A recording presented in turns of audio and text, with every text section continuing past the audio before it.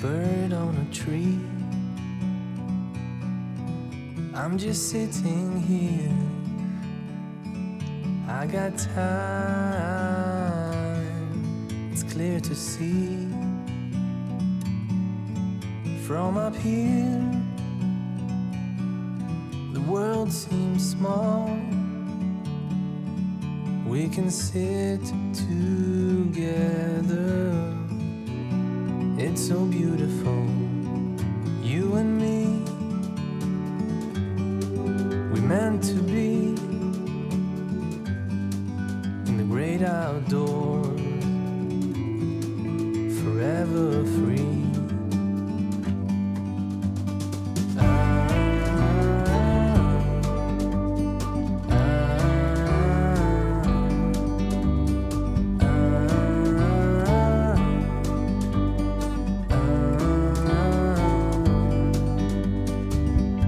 Sometimes you need to go and take a step back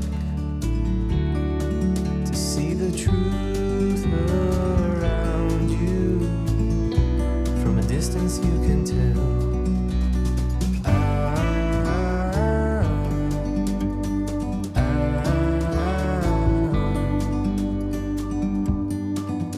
You and me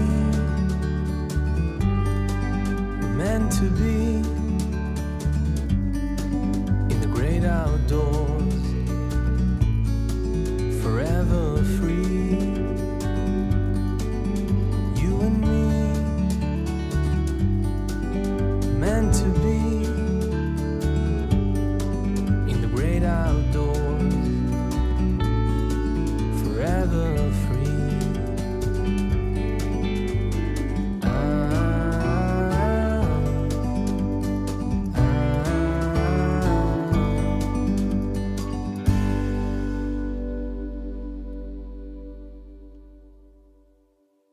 아까 얘기했듯이 땅들이 계속 생겨요. 그러면은 제방 만들어 놓으면 몇만 평이 또 생기고. 거기 왜 그런 줄 아세요?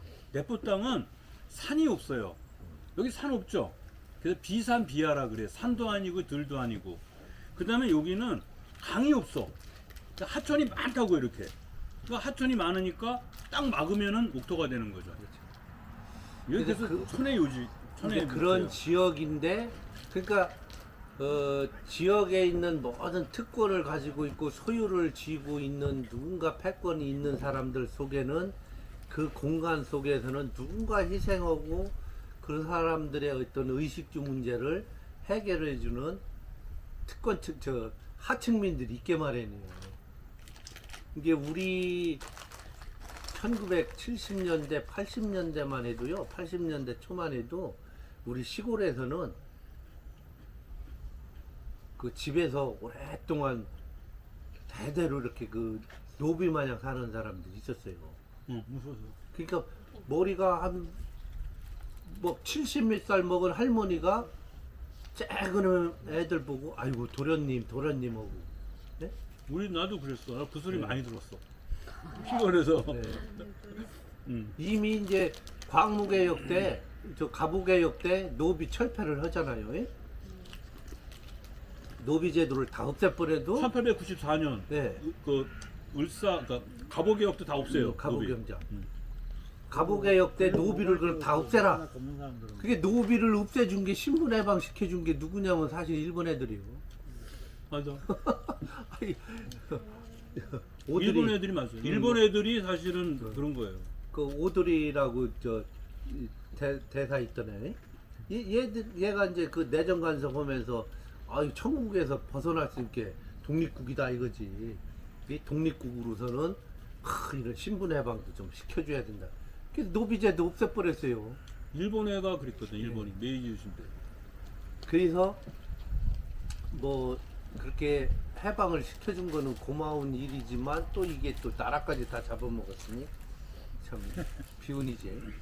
어쨌든 간에 이 형평사가 굉장히 중요하고 또 절박하기 때문에 얼마나 절박했으면은 형평사 출신들 백정 출신이 아시아 그래도 그 그 일본의 그 어쨌든 명문대잖아요. 메이지 되든 이런 대학을 가서 신학문을 배우고 와가지고 자기 출세길만 한 게 아니라 이런 사회 대중운동, 신분 해방운동을 전개했다. 그 중에 한 명이 이 장지필이라는 사람이 홍성과 긴밀하게 연구가 있고 그 추정되는 바로는 그 월산 장시들.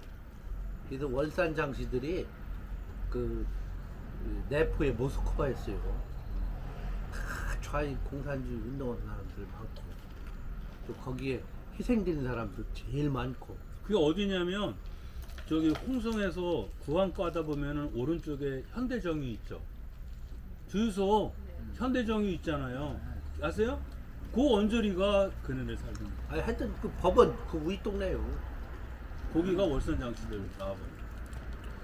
이제 그렇게 큰 역사를 가지고 있고 또 그 장제필이라는 사람이 그런 신분 해방 운동 뭐 내면적으로는 어떤 경제 어떤 이 고기 판매업을 더 확장하는 부분도 있겠죠. 그러면서 이제 이 광천 지역이 인문 지리학적으로 또 백정들의 어떤 그 공간이 이제 강세였고 또 여기에 그걸 정확하게 또 파악해서 지부를 또 결성해서 여기에서도 크게 이제 일어났고 그런 그 에너지는 이미 이제 1894년 동학혁명 때 그런 이미 에너지들이 다 내재되어 있었다. 그래서 광천 지역이 굉장히 우리 근현대로 넘어오면서 많은 우리가 놓치는 그런 그 팩트들이 많이 있다. 이 새우젓만 먹고 살 수는 없는 거 아니에요? 김도 있는데 광천도. 그 김병돈 비가 막 우직하게 저렇게 있는데 아유 죽은 놈들 동학이나 이 형평사 100년 되는데 그거 하면 하나 안내 간판도 없고 어쨌든 돈 안 줘. 어쨌든 형평사 100년 만에 이렇게 오붓하게 이렇게 역사 탐방을 한다는 거는 참 굉장히 그리고, 중요하다. 백정들이 왜 천시를 받았는 줄 아세요? 백정들이 왜 천시 받았게요? 백정들이 왜 천시 받았는 줄 아세요? 천하니까. 왜 천에 사람이 태어날 때부터 천한 게 어딨어? 희생으로 먹고 사니까. 그지 희생으로 먹고 사는데 그 다른 것도 있잖아요. 백정의 어원을 아시죠? 그 흰백자에다가 고물의 정자 쓰잖아요. 그러니까 고려 시대에는 백성을 백정이라고 불렀대요. 근데 조선 시대에 와서 그게 이제 천한 걸로 바뀌었다는데 일설에 의하면은 걔네들은 동이족이 우리 민족이 아니래요. 그 요나라 금나라 그게 이제 멸망하고 정확하게 얘기하면은 그 몽골 고원에 이제 그 징기스칸 살던 때에 그 5개의 종족이 있었다 그러거든요. 그러니까 맨 오른쪽에 동쪽이죠. 동쪽에 있던 게 타타르, 북쪽에 메리키트, 남쪽에 커레이트, 이쪽에 맨 왼쪽에 나이만이라는 그 5개 부족이 있었는데 한가운데 이제 몽골시족이 있는 거죠. 그걸 합친 게 이제 징기스칸이 합쳤는데 그 타타르족은 국가를 세우지 못하고 어느 때는 요나라에 어느 때는 여진족의 부용 즉 위성국 비슷하게 살아갔던 것 같아요. 그러면서 중국이 이제 당시에 그 명나라하고 이제 그 원나라하고 갈등 속에서 이제 명나라가 패권을 장악하니까 그때 유목민족들은 갈 데가 없잖아요. 그래서 중원 각지로 뿔뿔이 흩어졌는데 그 중에 일파가 이제 압록강을 건너 넘어왔답니다. 그러니까 넘어왔는데 당시에 그 외국 사람들이 쓴 걸 보면은 조선 사람 같지는 않고 키는 굉장히 크고 피부색은 허연데 수염도 많이 나고 그런 사람들이 있었대요.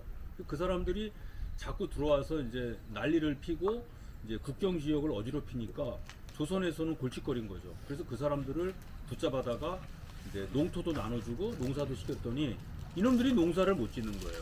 맨날 가서 산짐승이나 잡고 이렇게 했다는 거예요. 그래서 이제 그들을 계속 교화가 안 돼가지고 걔네들한테 직업을 맡겼다는 거죠. 그게 이제 소 잡고 돼지 잡는 거. 그 당시는 그거를 농사 짓는 사람들이 소 잡고 돼지 잡는 거 잘 못하잖아요. 짐승 키우는 것도 잘 못하고 산업공상 체제에서 하겠어요.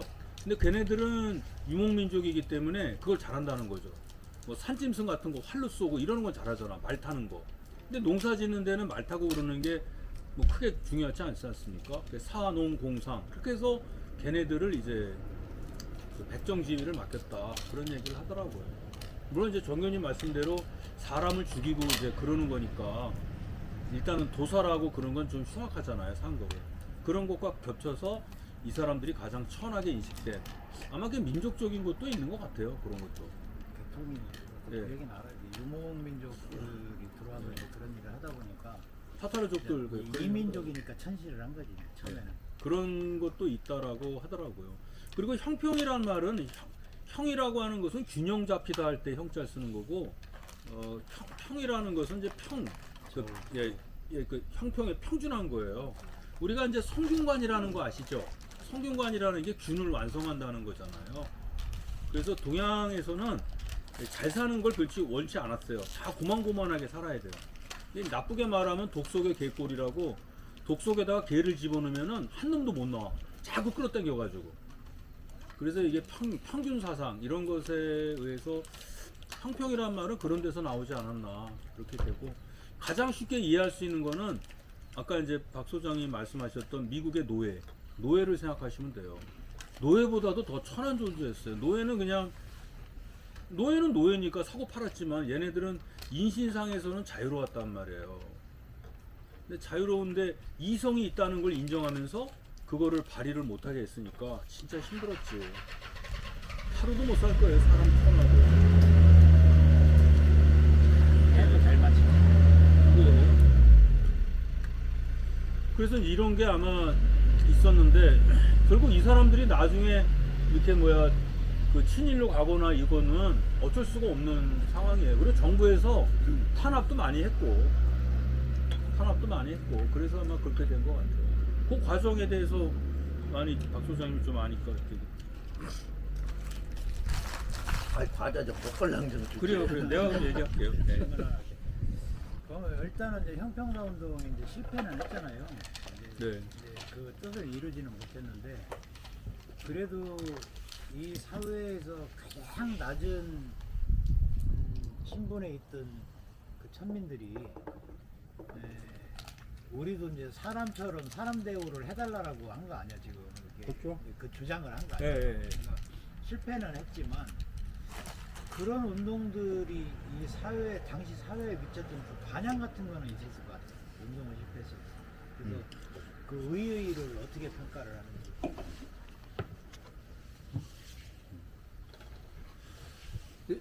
사실 이제 그 형평사 그거에 대한 어떤 팩트를 인식하고 또 의의를 찾는 거는 그리 오래되지 않았어요. 왜 그러냐면은 그런 그 질서가 일제 강점기를 통해서 확실하게 어떤 신문제에 대한 청산 작업 이런 것도 안 돼 있고 그 해방 이후에도 여전히 그렇고 그거는 뭐냐면은 사람이 이제 사람답게 살고 싶은 거에 다 똑같죠. 근데 이게 안 바뀌는 게 뭐냐면은 소유관계가 변하질 않아서 그런 거예요. 그래서 이 소유관계가 토지 소유지요. 소유관계가 변하는 부분이 이제 해방 이후에 이제 이승만 정부에서 정부 수립돼서 이제 토지개혁법을 만들었다가 시행을 못하다가 한국전쟁이 끝나면서 한국전쟁 중에 이제 그 유상몰수, 유상 분배 이 정책으로 이제 토지개혁을 했는데 그 토지개혁이 좀 여러 가지 문제는 있었지만 어쨌든 간에 최하층들이 내 소유 토지를 소유할 수 있는 부분이 있고 그 다음에 이제 백정 중에서도 맨날 고기 장사만 할 수도 없고 그래서 이제 많은 노동력이 필요한 농업 생산 노동자로 이제 전향이 되면서도 그런 좋은 그 토지계획 시기를 만나서 분배를 받는 거죠. 그러면서 이제 차근차근 그런 어떤 굴종의 역사 이것이 이제 좀 이제 탈바뀌어 나가는 거죠. 이것이 1970년대 80년대 초 요때까지 온전했었어요 거의. 다만 이제 기회는 교육의 어떤 기회는 많이 이제 열려 있었죠. 근데 해방 직후에는 어림없게 없었죠. 그래서 이렇게 쭉 오면서 너무나 늦은 시간에 우리 역사에서 또는 정치권에서 이런 신분의 해방 운동에 대한 어떤 평가라든가 또는 그 실질적으로 제도적으로 바꿔줄 수 있는 이런 것이 굉장히 없죠. 뭐 이미 이제 이승만 정부가 끝나고서 민주당 정부 같은 과도 정부 들어서면서 조금씩 이제 그런 정부가 좀 오래 갔으면은 더 일찍 좀 변화가 될 텐데 또 군사 독재가 또 이루어지면서 농촌은 또 급격한 새마을 사업으로 해서 이농이 또 이루어지고 또 도시 노동자는 잔뜩 생기고 그 사회 문제가 이제 백정의 문제가 아니에요.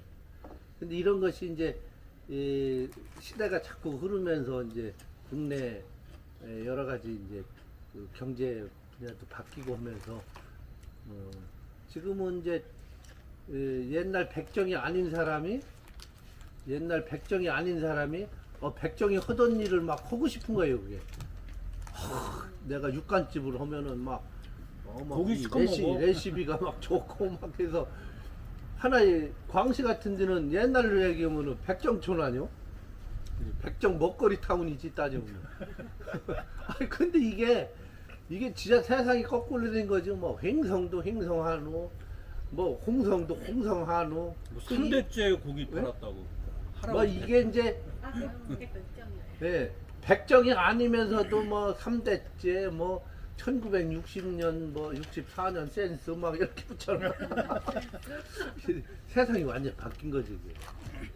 근데 그 중요한 거는 그런 그 100년 전의 그런 역사를 통해서 어쨌든 간에 좋은 어떤 인간의 존엄성이라든가 여러 가지 지위 이런 어떤 몸부림 이런 것이 계속 있었고 그런 것이 점차적으로 오늘날 우리가 누려야 되는 여러 가지 제도 또는 우리의 권리 이런 것이 이제 많이 기여가 되지 않았느냐 이렇게 보는 거죠. 네.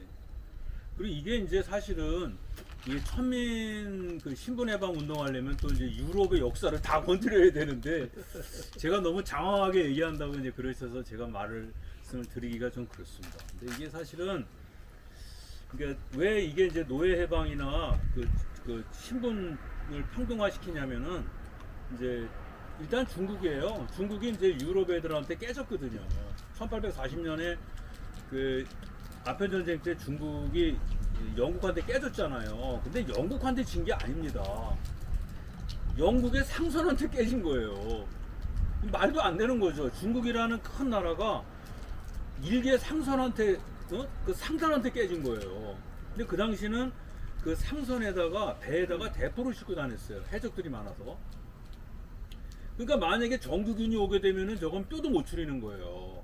그러니 중국에서 얼마나 놀랐겠어요. 우리가 이제까지 큰 나라인데 이 큰 나라 대국이 상선한테 깨지다니 이 말도 안 된다. 여기서 이제 물어보게 되는 거예요. 그러면 영국이나 그런 나라는 이렇게 됐고 여기 왜 안 됐냐. 이제 여기서 이제 사회 생산력 문제를 얘기합니다. 그러니까 영국에는 모든 사람들이 자유롭게 생산 활동에 참여해서 이제 부를 이루는데 중국은 그렇지 않지 않느냐. 산업공상이라는 걸 얘기를 하고 우리 얼마 전까지만 해도 여성들 차별해가지고 그 여성들이 가지 못하는 데가 많았잖아요. 그 유리천장이라 그러나 그 여성들이 취업할 수 있는 곳이 굉장히 한정적이었고 여성들은 남성 노동력의 뭐 반밖에 못 받았잖아요. 남자가 10만 원 받으면 여자는 6만 원. 지금도 농토에 가면은 현장에 일할 때 남자는 한 9만 원 받나 10만 원 받죠. 근데 여자는 6만 원밖에 못 받잖아. 지금도 그렇죠. 지금 더블로 받아요. 지금 여자가 더블로 받아요? 아니, 지금 많이 올랐다고. 여자 12만 원, 남자는 20만 원. 그 남자가 더 받는다고. 그러니까 이게 그것도 사실 말이 안 되는 거예요. 그게 다 똑같은 얘기거든요. 왜 아직도 차별에 대한 요소가 남아 있는데 그게 6.25 때문에 나오는 거예요. 정규직과 비정규직. 똑같이 노동하는데 왜 비정규직은 적게 받아요? 그 다음에 생산직과 근로직 또 다르잖아.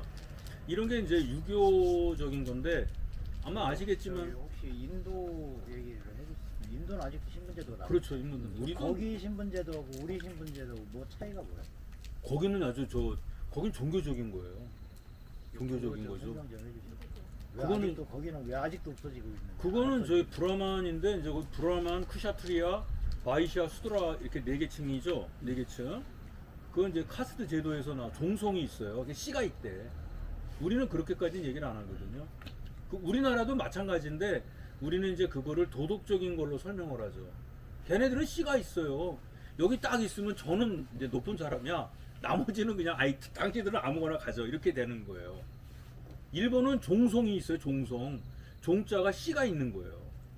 그래서 브라만은 입에서 나오고 뭐 수드라는 뭐 그러니까 브라만이라고 하는 것은 이제 제사장, 그다음에 정치가 계급을 뭐 정치가나 무사계층 하는 사람 수호자, 그게 크샤트리아. 그다음에 이제 맨 아래 노예가 수드라. 그다음에 이제 농사 짓는 사람, 이 사람은 이제 바이샤라 그러는데 종송이 있어요. 종송. 이게 부처가 그걸 깨뜨렸다는 거 아니에요. 수드라 그러니까 브라만이 항상 브라만이 되는 것이 아니다. 브라만도 나중에는 악업을 쌓으면은 바이샤로 태어날 수도 있다. 그래서 그 윤회를 그렇죠. 윤회가 나는 거예요. 그게 우파니샤드 철학이나 그건데 이거 설명하려면 좀 시간이 많이 걸리는 거예요. 인도에서는 불교가 그렇게 확산이 안 됐죠. 인도는 불교는 확산이 안 됐어요. 거기는 좀 다르더라고요. 그건 좀 설명을 하려면 길어요. 그건 여기서 근데 하긴 그런 그렇고. 거 우리나라 기독교 들어듯이 그런 사상인데 불교와 신분제도를 없애는 윤회 네네. 왜 그게 안 받아들여졌을까? 인도요? 네, 인도에서. 인도의 문화 심리가 달랐겠죠. 인도는 지금도 문화 심리가 다르고 카스트 제도가 온전해서. 근데 우리 동양 사회에서는 그걸 뭘로 설명하냐면 도덕적인 거로 설명하는 거예요. 도덕적인 거. 그래서 안 바뀌고는 보면 일본하고 비슷한 거죠. 일본은 더 심해요. 더 심하죠. 일본은 옛날에 더 심했어요. 근데 이제 일본하고 한국이 차이가 있는 게 뭐냐면 일본 같은 경우는 그 소위 말해서 자장농이 없었어요. 자양농이. 그러니까 땅을 소유한 사람은 다 영주야. 영주만 땅을 소유하고 일반 백성들은 땅을 소유를 못해요. 그러니까 일반 백성들은 소장농이라 그러는데 사실은 토지에 얽매인 노예와 똑같은 거예요. 근데 우리는 이제 자장농이 있었거든요. 그거 차이입니다. 그래서 그것 때문에 이제 명륜당에서 그게 나오는 거거든요. 제가 이제 다음 시간에 이제 그 현대 유교와 현대 사회 할 때 공자가 왜 위대한지를 설명할 때 그걸 갖고 할 거예요. 공자가 위대한 이유는 지식과 정보를 그 대중들이 취득할 수 있도록 해줬다. 그러니까 지식과 정보가 대중으로 확산되면은 당연히 그 사회는 혼란스럽게 보이죠. 춘추전국 시대가 그런 거지 뭐. 혼란스럽게 보여요. 근데 사실 그거는 어떤 한 사회로 나아가기 위한 이제 과정인 거죠. 왜냐하면 공자 이전에는 학교가 없었어요. 책도 없었고. 학교를 처음 세운 사람이 공자예요. 그 다음에 텍스트를 처음 만든 사람이 공자예요. 그러니까 공자가 네이버 백과사전을 만든 거야. 엄청난 사람이죠. 그 양반이. 그런데 그런 것으로 일통해서 이제 지식과 정보를 대중화시켰다는 게 그 사람인데 이 형평사 운동도 그렇게 볼 수가 있겠죠. 그게 본 거예요. 형평 운동이 이게 크죠. 백성들이 그런 얘기를 했다는 건 그 사람들이 정보와 지식을 알고 있었다는 거잖아요. 이 세상은 어떻게 만들어져 있나? 우주는 어떻게 구성되어 있나? 세상은 어떻게 돌아가는가? 이런 것들을 이 사람들이 자각했다는 거잖아요. 비록 실패를 했지만 그 사람들이 통합도 마찬가지예요. 세상이 어떻게 만들어졌나? 그리고 세상은 어떻게 움직이는가? 그 세계 속에서 우리는 어떤 존재인가? 이런 거에 대한 인식이 그 실패를 통했지만 했다는 거죠. 그것은 실패가 아니라 다음의 어떤 혁명 또 다음의 개혁을 위한 밑거름이 된 거죠. 그런 점에서 형평사 운동이 큰 역할을 했다 이렇게 보는 거죠. 그거 맞죠? 그거는. 아니 맞고요. 네, 지금 이 아까도 얘기했다시피 형평사 운동은 굉장히 우리가 좀 중요한 지향을 거예요. 해야 돼. 왜 그러냐면은 지금도 이제 그 정치가 이제 형평사의 어떤 그런 뜻대로 이렇게 가는 게 아니라 지금은 국민들도 다 개돼지로 생각하고 그러잖아요. 그런 건 얘기는 여기서 그런 거는 네. 그러니까 나는 그렇게 생각 안 해. 아니, 우리 뭐 대통령님 일 잘하시는데 그렇게 얘기를 이제 하면 그렇게니까 우리가 이게 잘못하면은 더 편하.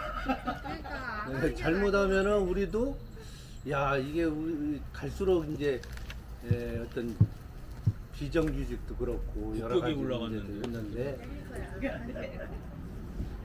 우리가 지금 형평사 운동에서 역사의 그 교훈을 잘 받아서 결국은 우리도 이제 다 같이 다 잘 살으면 좋잖아요, 그죠? 네.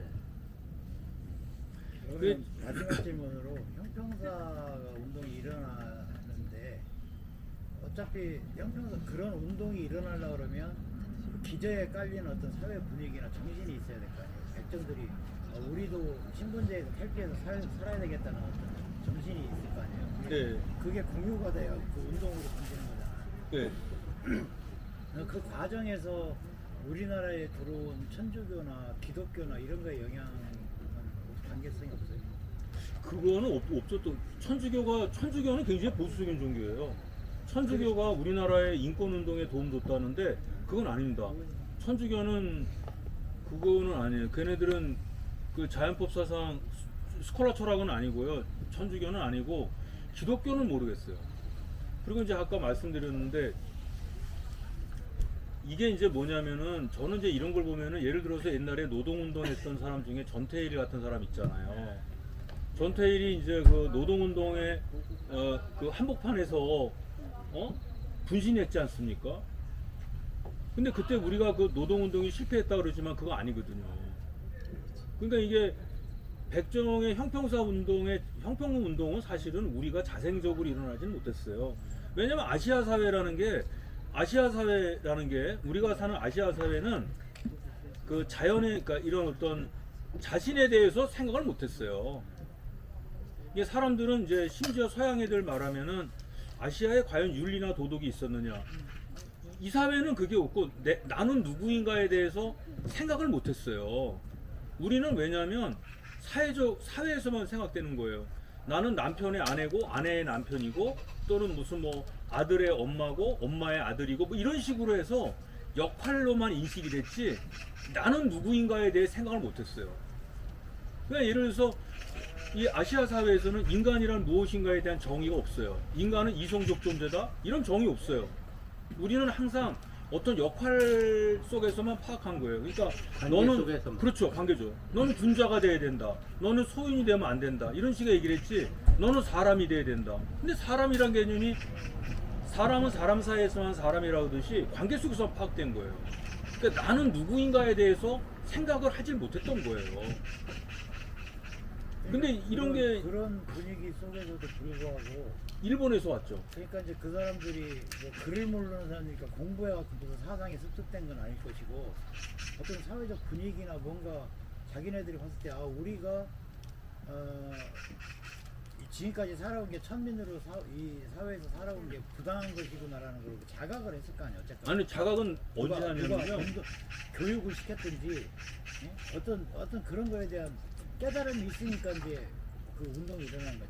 근데 이제 장기필이라는 분이 그거도 장기필도 여기 있을 때 몰랐을 거 아니에요. 일본에 가서 공부하면서 한 거 아니에요. 그러니까 이제 이게 정부에서 그 빨갱이를 색출해야 된다고 하는 논리가 뭐냐면 한 이상한 놈이 삐딱한 생각하면 걔가 들어가면 다 한다는 거예요. 나무가 있는데 옛날에 예비군 훈련 받을 때 그 얘기를 많이 하거든요. 건강한 나무가 있는데 거기에 병균이 하나 딱 침입하면은 나무를 다 먹어버린대. 그러니까 우리 속에도 이게 이제 빨갱이 있으면 걸러내야 되는 거죠. 그 사람이 다 빨갱이 만드는 거야. 그래서 이제 어제 제가 말씀드렸듯이 어느 동네에 옛날에 우리 동네가 그랬거든요. 한 집에서 구슬하니까 온 동네가 구슬하더라고. 이게 정보와 지식이 무서운 거예요. 그러니까 그 당시는 우리나라에서 자생적으로 신분운동, 해방운동이 나진 않아요. 일본에서 장기필 같은 분이 가서 배우고 온 거예요. 와서 퍼뜨린 거죠. 야, 일본은 이렇게 산대. 이게 이제, 제가 이게 플라톤의 공화국 이론 같은 거 하면 좋은데, 플라톤의 공화국 이론을 딱, 나중에 그거 제가 여기서 그런데, 그걸 하면은 좋거든요. 인간의 인식은 어떻게 성장하는가. 그게 플라톤의 이해가 아주 그 동굴의 우상이 아주 좋아. 근데 어쨌든 간에 일본에서 그런 자극을 받았어요. 자생적인 건 아닌 것 같은데 워낙 3인 초발이 강해서 그럼 그 사람들이 백정들을 만나서 이게 쉽게 얘기하면 교화를 시킨 거지. 그렇게 봐야 되나? 자극을 준 거죠. 자극을 준 예. 거지. 그래서 일어나게끔 하는 거. 몸에다가 이제 그 나쁜 바이러스를 자꾸 집어넣은 거예요. 야, 너 똑같대. 뭐 이렇게. 그 나쁜 사람이지 양지필이 그런가? 아니 이제 그 동학이라는 것도 그것도 나쁜 사람이야. 왜냐면 사회에 자꾸 바이러스를 심어준 거예요. 네. 동학이든 백정들이든 동학을 주도한 사람들은 이제 지식인도 있겠지만 대다수 이제 그 전투 조직을 가진 사람들은 이제 농민이거든요. 근데 농민들은 그냥 천민 의식만 갖고 있어서 그 봉건적 어떤 의식만 갖고 있는 거죠. 때지면 모심해야 되고 배배해야 되고 자연, 이런데 그렇죠. 그런데 이 사람들한테 아니다. 양반 상로 없다. 소유도 없으니까 땅도 네 거다 이거지. 이러니까 이제 그런 어떤 그 새로운 의식을 주입을 해서 농민들이 의식화를 한 거죠. 동학이라는 그 학문을 통해서 의식화가 되니까 투쟁력이 나오는 거고, 네, 그래서 이제 이 연대 조직이 나오고 실천을 하는 거거든요. 지식과 정보가 문제예요. 그래도 그 당시에 사회적 분위기를 봐서 그런 운동을 하려고 그러면 목숨을 걸어야 되는 거잖아. 그렇죠. 당연히 걸어야죠. 그러니까 사람이 아무리 그렇게 그 가르침을 주고 깨우침을 사상을 심어준다 해도 목숨을 걸게 하는 거는 쉬운 일이 아니거든 이게. 그러니까 그게 참 천각자죠. 대단한 거 같아요. 천각자죠. 그런 의미에서 보면 자기 목숨, 자기 어떤 신분의 탈피가 자기 목숨보다 중요했던 거 아니야 그 사람들한테는. 그러니까 목숨을 걸 수 있는 거 아니야. 정교님 그런 위험한 생각을 하시는 것 같아요. 요즘 세상에서 보면 큰일 나는 얘기. 지금 우리나라 좋은 나라인데 왜 이렇게 국격도 올라가고 좋은 나라인데 그 옛날에 좀 그래. 그 백정들이 그러면 어떻게 고기 장사를 하고 생활을 어떻게 했습니까? 이제 한 20년 전쯤에 그걸 다 이제 이렇게 듣고 체록을 했는데 그 어머니하고 딸하고 이 백정들은요 자기들끼리 결혼해요. 다른 사람들하고 안 할 해요. 수가 없었지. 할 수도 없고 그러고 시집 안 간 딸들은 항상 이렇게 댕기를 따 이렇게 댕기를 따고 그 다음에 이 댕기 끄트머리 나는 빨간 거 빨간 천으로 저거는 백정 딸이구나 라고 딱 구분이 되게. 주홍불 씨처럼. 예, 그렇죠. 그 사람들은 특징이 여자는 그렇게 해야 돼요. 그리고 윗돌이 댕기 틀었잖아 애들.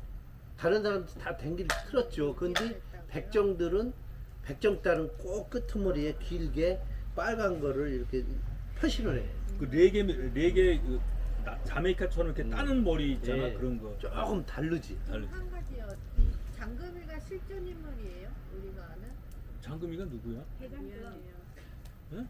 대장금. 아 드라마? 그 실존 인물이에요. 글쎄 윤회사상 그 실전 윤회사상을 보니까 이영애인데 그 이영애가 어느 때는 대장금 됐다가 아니, 또 어느 근데 때는 바뀌고 장금이가 불교의 윤회사상이 맞는 것 같아. 몰라 실존 인물인지는 모르겠는데 우리 TV에서도 대장금이 얘기했잖아요. 근데 보니까 제가 웹툰에서 보니까 대장금이가 백정딸이라고 궁녀로 들어갔는데 쟤는 백정딸에 이렇게 막 애들이 같은 궁녀들이 걔를 이렇게 터부시하더라고요. 그래서 아 그런가? 거긴 엄마는 백정 아닌데, 백정딸이 궁녀로 아우, 안 돼. 어렵죠. 못 가, 못 가. 그런 거 안 하면 잘못된 거네. 근데 그건 이제 그 잘못된 관심을 전환시켜서 새로운 인물을 넣어야 어떤 이 아니 그 드라마도 그- 좀 그때 연상군 엄마가 때 백정이 아니면 가능. 아유 그- 임금을 모시는데 그 임금같이 직업무성한 분을 모시는데 백정딸이 그건 말이 안 그러니까 되는 거야. 스토리가 그래 연상군 만화는 때 만화로 하고 그 이상한 놈들이 그런 거예요. 그래서 아니 연산군 때 그런 얘기는 있었죠. 그 홍청을 차려가지고 이제 그 미인들을 전국에서 발탁을 해서 뭐 이인이야 뭐 기생들 갖다 데려놓은 거. 아니. 채용사들 해가지고. 몇백 명 해서 그 연산군이 그건 잘한 거지. 신분 차별 없이 이쁘기만 하면 되는 거지. 다 데려갔어. 그러니까 그때 근데 뭐 그건 신분 차별이 아니잖아. 백정딸도 이제 그런 면에서 그래서 신분 차별은 갈수록 말이 안 되는 얘기고. 스토리가 그렇게 돼. 하여튼 묘한 사람이에요. 정리합시다. 네. 마지막이다. 어떻게 하실 말 제가 그래서 백정 딸 어머니하고 이제 고기 팔러 갈 때는 그 항상 그 대바구니 있잖아요. 대바구니다가 이렇게 고기를 해서 겨울에는 썩지 저기 좀 상하지 않게 얼음을 이렇게 해서 덮어가지고 덮어서 이제 들고 다니고 메고 이렇게 해서 앞에다가 그러면은 그 이게 이제 60년대까지 그랬어요. 60년대 초 그러면은 이제 양반집 대문 오면은 이렇게 두드려요. 두드리면 이제 하인이 나오잖아요. 하인이 나오면 고기 왔느냐 사람 온 게 아니라 고기 왔구만 고기 그러면은 사는지 안 사는지 이제 이 하인이 대감집한테 대감마님한테 물어봐. 고기 왔는데 대감마님 어떻게 합니까? 이렇게 들여보내라 해서 허락이 떨어지면은 들어오는 거예요. 앞마당에 들어오면은 우선 무릎 꿇어 이렇게 놓고 이렇게 고개를 잘 붙들고 그러면 거기서 마루나 위에서 이제 무슨 고기 있느냐? 아, 예, 무슨 고기 있습니다. 그렇게 하면은 그러면 밑근 벼라, 벼라. 네? 밑근 팔아라는 게 아니라 너희들은 고기를 잘 비는 사람이니까 항상 고기를 벼라 합니다. 그럼 고기를 이제 해서 벼서 떼서 갖다 바치고 그렇게 팔았다고 하더라고요. 오늘 그 아침부터 이제 그 형평 운동에 대해서 한번 이제 하려고 그랬어요. 원래 이걸 하게 된 거는 이제 지난번에 진주 MBC 방송국에서 형평사에 대해서 이제 그 사람들이 방영을 한다 그래서 우리 쪽에 연락이 온 적이 있었습니다. 근데 저희가 그때 몰라가지고 제가 그쪽이 제 전공도 아니고 또 잘 몰라서 이제 박 소장님한테 이제 부탁을 드렸어요. 그런데 이제 거기서 와서 이제 그 조명을 하기 시작했던 거죠. 근데 한 번은 하려고 그랬었는데 그 형평운동의 그 역사적 가치는 우리가 아는데 그 역사적 가치는 알죠. 근데 우리가 이제 이 형평운동의 사회사적 가치는 이제 잘 판단을 못하는 거예요. 이게 우리가 지금 사람이 사람답게 사는 세상, 그다음에 차별 반대 이런 얘기를 하더라도 그것이 어떻게 이렇게 오늘날까지 왔는지 그 시초를 이제 찾아볼 수 있는 게 형평운동이거든요. 그래서 이걸 한번 해야겠다 이런 생각을 했는데 저도 자신이 없었어요. 이게 어디서 하는지 모르잖아요. 책에서 봤지만 뭐 홍성에 지부가 있었고 광천에 지부가 있었고 결성에 지부가 있었고 근데 우리는 잘 모르거든요. 저는 그래서 이제 박 소장님하고 상의를 했죠. 그래서 이제 그 사회운동을 하는 차원에서 저희가 최종적으로 갈 거는 신간회 쪽으로 갈 거죠. 신간회 쪽으로 가야 돼요. 그게 마지막으로 갈 것 같은데 그 신간회 쪽으로 가기 전에 그러면 어디서부터 시작해야 되느냐. 그래서 독립운동이나 이런 것들은 다 양반들이 어떻게 했고 이런 것만 나왔어요. 의병이나 3.1운동. 근데 형평에 대해서는 한 대가 없어요. 이거는 모르거든요. 국민들이 아니라 아마 다 모를 거예요. 이게 뭔지. 근데 이제 미국의 노예해방은 잘 알거든요. 오늘날에서도 저는 이런 생각을 해요. 비정규직 같은 문제 있잖아요. 비정규직 문제를 타파하는 거 이게 형평운동이지 뭐예요? 그렇죠? 그렇죠. 이게 그러니까 이게 우리 사회에서 이제 요즘 젊은이들이 굉장히 고민하는 그런 거와 관련되기 때문에 그래서 이제 박 소장님하고 얘기를 했죠. 그 뭐 차별, 그 비정규직 문제 또는 뭐 생산직과 뭐 사무직의 갈등 또는 여성운동 그게 다 확장해서 보면은 이게 형평운동이 아니냐. 그러니까 그 일제강점기에 있었던 형평운동이 오늘날에 나오는 게 이런 비정규직 문제 이런 것이 아니겠느냐. 그래서 이걸 한번 해보자. 그래서 이제 이 자리를 만들게 됐습니다. 그러면 요즘에 여러분이 많이 나오는 그 비정규직 문제라든가 또는 여성운동 문제, 그 페미니즘이라는 거 좀 과격하긴 하지만 그런 것들이 왜 나오는지는 아시죠 이제는. 이게 왜 중요한지. 그리고 이제 백정이라고 차별할 게 없어요. 그러니까 지식과 정보는 누구에게나 가져야 되고 그리고 사람이 평등하다는 어떤 인륜적 문제가 아니라 이건 사회 생산력의 문제예요. 이 조그만 땅덩어리에서 뭐 사람도 별로 없는데 너는 뭐 해서 안 되고 너는 뭐 해서 안 되고 너는 뭐 안 되고 이렇게 나눌 수는 없거든요. 사람은 똑같으니까. 그래서 이 국가 경쟁력을 강화하려면 누구나 평등해야 되고 당연히 비정규직 문제는 타파돼야 되는 거죠. 우리가 형평운동을 고민하면서 그 당시 백정들이 얼마나 힘들었을까 이런 걸 알면은 당연히 비정규직 문제는 적극적으로 나서서 해결해 줘야 돼요. 이런 게 오늘 이야기했던 것의 취지가 아닌가 이렇게 생각을 합니다. 그럼 이제 마지막으로 박 소장님의 어떤 또 생각이 있으시니까 그걸 듣고서 이걸 마무리하도록 하겠습니다. 그 형평사 운동에서 우리가 크게 이제 저는 배울 점이 물론 이제 그것이 실패를 거치고 뭐 이렇게 쭉 왔지만 오늘날 우리가도 그 형평사의 정신은 우리 사이에 그 여러 가지 문제점을 해결해 나가는 게 분명히 있다. 그렇게 하고 우리가 그 정치적으로도 그렇고 여러 가지 보면은 이 차별을 해서는 안 되거든요. 그렇지. 예. 그건 안 됩니다. 차별을 할 수밖에 없는 어떤 법적, 제도적 이런 부분도 다 타파를 해야 되는 문제고, 다만 그 제도적으로 구별을 할 수 있는 제도적인 사회, 이게 좋은 사회거든요. 블랙리스트 같은 것도 다 예. 해당되는 거예요. 예. 여기다. 그러니까 우리가 구별을 할 줄 알아야지. 이게 된장인지 이게 똥인지, 예? 이게 낮은 사람인지 이게 높은 사람인지, 저 사람이 실력이 있는지 없는지, 뭐 여러 가지는 구별을 할 줄 알아야 되는데 이 구별을 넘어가지고 그걸 차별을 하는 어떤 법적 토대가 아직까지 이루어지지 개선되지 않고 있다.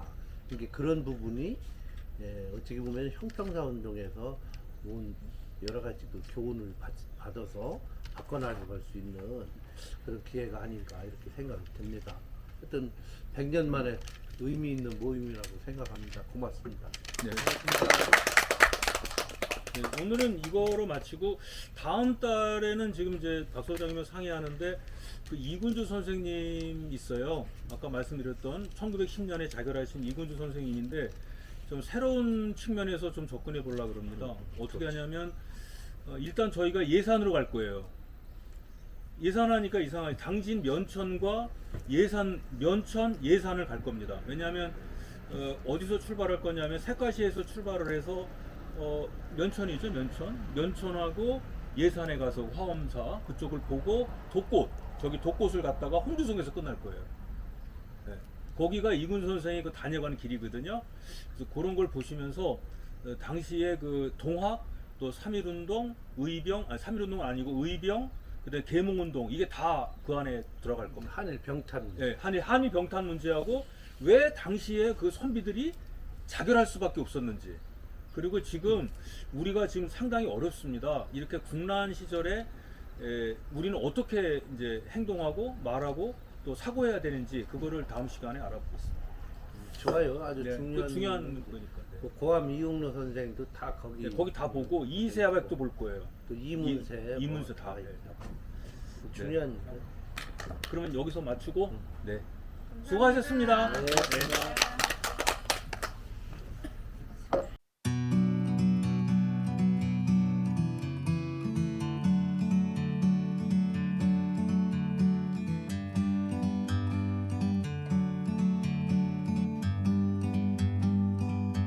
Like a bird on a tree, I'm just sitting here. I got time, it's clear to see. From up here, the world seems small. We can sit together. It's so beautiful, you and me. We meant to be in the great outdoors, forever free.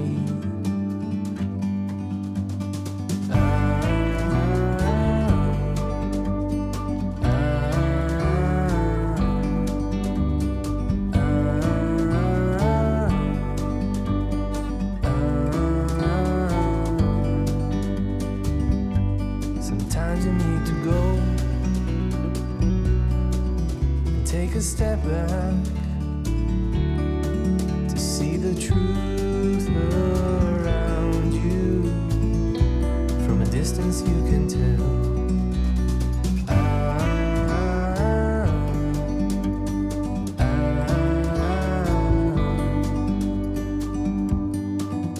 You and me